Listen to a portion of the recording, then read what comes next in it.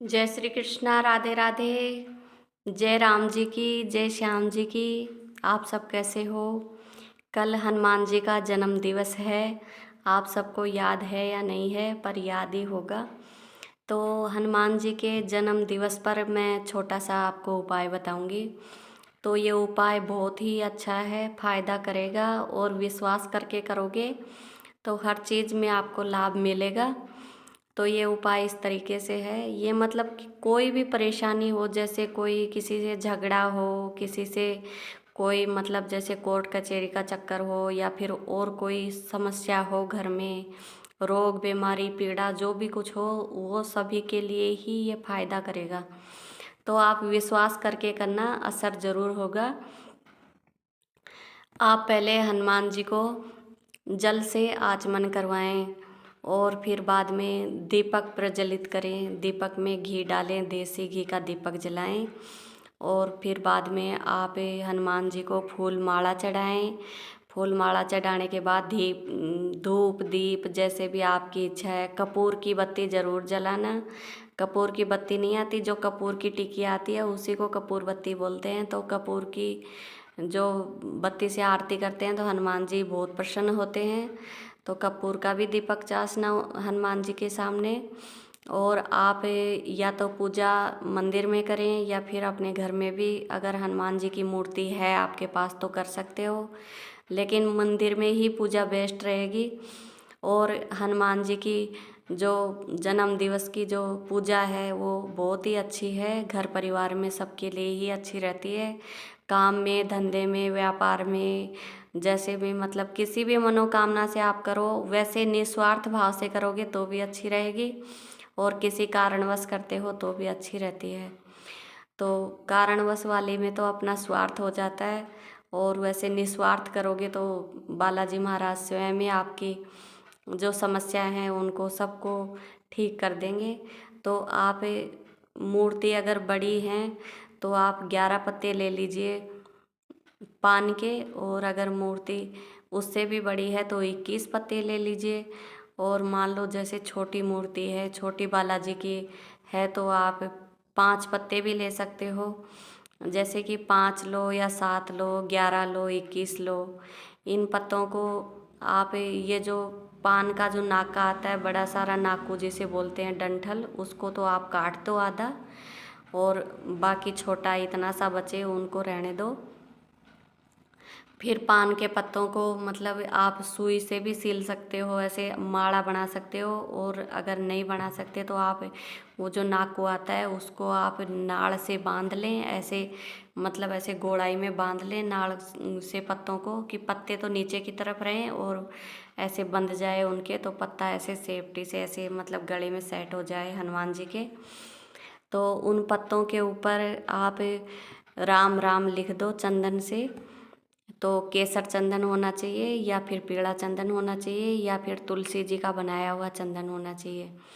अब तुलसी जी का चंदन मार्केट में तो मिलेगा नहीं, तो वो घर पे ही बनता है। जैसे हमारे तुलसी के पेड़ सूख जाते हैं तो वो जो तना रहता है भारी, जो उसका वो छाल छील कर हटा देते हैं, उसके बाद उसको थोड़ा ऐसे घस के वो चिकनाहट आ जाती है उस पर, और फिर बाद में वो गुटके बना लेते हैं छोटे छोटे, तो वो तुलसा जी का चंदन होता है। वो ठाकुर जी को भी प्रिय होता है।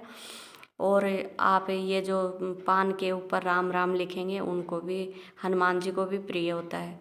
तो आप ऐसे उस चंदन से अगर बनाते हैं माला, चंदन लगा के पहनाते हैं तो और भी अच्छा है। अगर मान लो वो नहीं है तो आप कोई भी चंदन लगा सकते हो, नहीं तो सिंदूर से ही लिख सकते हो राम राम, अगर चंदन नहीं है तो।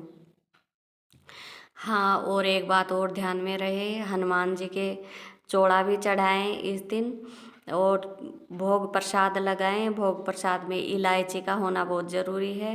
ये हमने कई बार पहले भी बताया है, क्योंकि इलायची का भोग सर्वप्रिय है हनुमान जी को। तो आप ऐसा ध्यान रखें।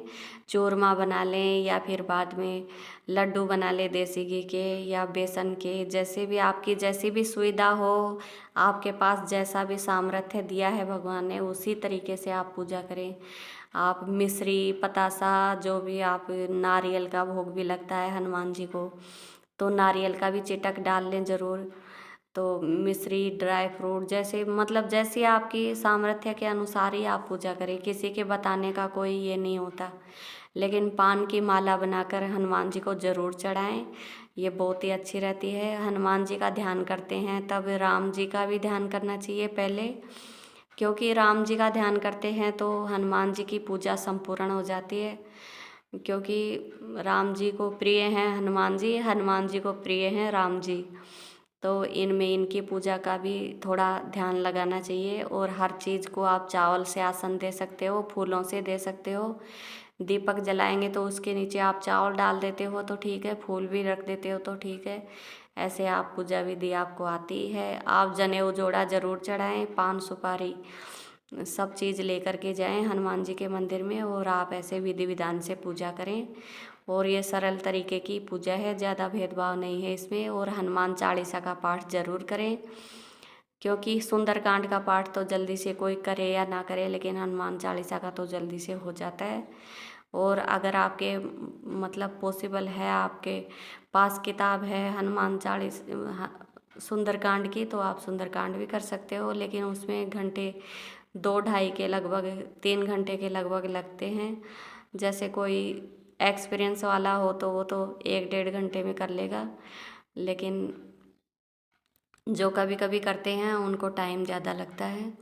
तो आप हनुमान चालीसा के पाठ करें, ये सीधे सरल हैं। आरती कर लें और फिर क्षमा याचना करते हैं भगवान से कि हनुमान जी महाराज, अगर ये बायां कान पकड़ के अगर जो कोई भूल हुई है तो हमारी माफ़ करना। या आप ये उपाय जो है आप सभी देवी देवताओं के सामने कर सकते हैं। जैसे पूजा करके हम लोग समर्पित करते हैं अपने आप को, तो हम क्षमा याचना ज़रूर करेंगे, क्योंकि हनुमान जी महाराज हमें कोई अगर गलती हो गई हो तो हमें माफ़ कर देना। कान पकड़ के ऐसे, ये मेरा सीधा हाथ है तो कान पकड़ के ऐसे सीधे हाथ वाला कान ऐसे मतलब क्षमा याचना कर सकते हैं। तो इससे क्या है, जो भूल हुई होती है वो माफ़ कर देते हैं और हमें पूजा का फल भी मिलता है। और जहाँ हम आसन बिछा के हम जहाँ पे पूजा करते हैं वहाँ पे हम उठेंगे तो धरती को ऐसे नमस्कार करके उठेंगे, क्योंकि अगर ऐसे नमस्कार करके नहीं उठेंगे तो आपने पूजा का फल जो है इंद्र देवता के पास चला जाएगा। तो ये सभी पूजा में ऐसे ध्यान रखना। आप ऐसे ये पूजा करते हैं तो आपको ध्यान में रहनी चाहिए ये बातें, जो कि आपको पूजा का पूरा फल मिले। और हमारी वीडियो अगर अच्छी लगी तो लाइक करना, चैनल को सब्सक्राइब करना, ज़्यादा से ज़्यादा शेयर करना। आज वीडियो बहुत लंबी हो गई है, आप पूरी ज़रूर देखना। आपके सपोर्ट के बगैर हमारा मनोबल नहीं बढ़ता है। आप देखोगे अच्छे से और अच्छे से सपोर्ट करेंगे तभी हमारा वीडियो बनाने का मन करता है, नहीं तो नहीं करता है। तो आप सभी हमारा साथ देना। और फालतू बकवास सुनने से, फालतू चीज़ों पे ध्यान देने से अच्छा है आप पूजा पाठ में ध्यान लगाएं और विधि विधान के बारे में जानें। आजकल मैं सुन रही हूँ कि ज़्यादातर लोग बहुत ज़्यादा वेद के खिलाफ, शास्त्रों के खिलाफ, इनके ज्योतिष शास्त्र के खिलाफ बहुत ज़्यादा बोलते हैं, तो उनको ऐसा नहीं करना चाहिए। और वेद शास्त्र ना हो तो हमारा समाज दूषित हो जाएगा। समाज को गंदे करने वाले हम ही हैं, दूसरा कोई नहीं आता। तो आप ये बात ध्यान से रखें। और कोई जो बताता है उसकी बातों का मजाक ना बनाएं, क्योंकि वो जो बताता है सत्य ही बताता है। तो आप ऐसा ध्यान में रखना। और हमारी वीडियो, हमारी बातें अगर बुरी लगी तो माफ़ कर देना, और अच्छी लगी तो लाइक कर देना, चैनल को सब्सक्राइब कर लेना, ज़्यादा से ज़्यादा शेयर करना। मेरा नाम संतोष शर्मा है और हमारे पंडित जी अभी घर पे हैं नहीं, अनुष्ठान करवाने के लिए गए हैं, तो उन्हीं का बताया हुआ उपाय है तो मैं आपके साथ शेयर कर रही हूँ। आप उनको भी लाइक सपोर्ट करना और मुझे भी करना। आप सभी का धन्यवाद।